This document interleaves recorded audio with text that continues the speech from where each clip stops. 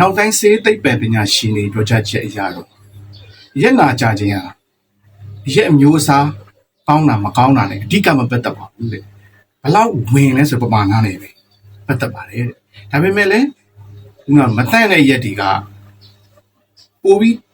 ကုညီပြီးတယ်ပေါ့နော်ဟုတ်လားဒီကောင်းစားရက်ရှစ်ပတ်ပြားတစ်ပြားနဲ့ကဲဈေးပေါ်တဲ့ local ရက်ရှစ်ပတ်ပြားတောက်မယ်ဆိုဒီ impurity မဖြစ်တဲ့အတန့်စင်တဲ့အရက်ကဒီအရက်နာကြခြင်းကိုကုညီပြီးတယ်ပိုဖြစ်စေတယ်ပေါ့နော်ကျွတ်တော့အရက်ကောင်းကောင်းတောက်ရင်ရက်နာမကြပါဘူးလေပုံမှန်ပြင်းတော့မကြဘူးပေါ့အရက်ကောင်းတောက်တယ်ကိုကောင်းကောင်းတောက်တဲ့လူကကောင်းကောင်းလဲစားနိုင်တာနော်ကျမ်းမိုင်နဲ့လည်းညီညွတ်တဲ့ခါပြီးတော့သူအနားယူနိုင်တယ်ဒီ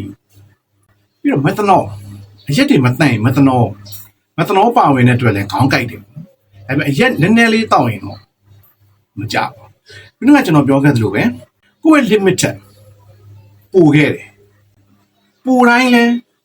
အများနဲ့အရက်နာမကြောက်ဘူးနော်အဲ့ဒါကလည်းကျမ်းမာရေးနဲ့လည်းဆိုင်တော့နော်အရက်နာမကြောက်ဘယ်လိုလုပ်မလဲရေများများတောက်ပါအရက်တောက်ပြီးဆိုရင်ကျွန်တော်ရေများများရေတောက်ပြီးရတယ်နော်အိမ်ပြန်ရောက်တဲ့ခါကျရင်ရေကိုနိုင်ဝအောင်တောက်ကျွန်တော်ကူထုံးကတော့ဒီအရက်မူးလာပြီးအိပ်ပြီးဆိုရင်ရေပလင်းတစ်ပလင်းနော်ပလင်းကြီးတစ်ပလင်းထားရတယ်တရေနိုးရင်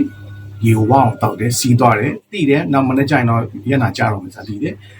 မနေ့အဲ့ချန်4နိုင်လောက်ရှိပြီပေါ့မနေ့4နိုင်လောက်နိုးရင်ပေးပေါက်တယ်ပြီးရင်ထက်8နိုင်ခွဲလောက်ဆိုထက်နိုးပြီးရေဝအောင်တောက်ပေးပေါက် CO အကြီးထားတာတယ်နောက်ထက်10နိုင်ခွဲလောက်ကျရင်ထက်နိုးတယ်အဲ့လိုရေတောက်ပြီး17စနစ်လောက်ဆိုကျွန်တော်ထိုင်တော်တော်လေးကို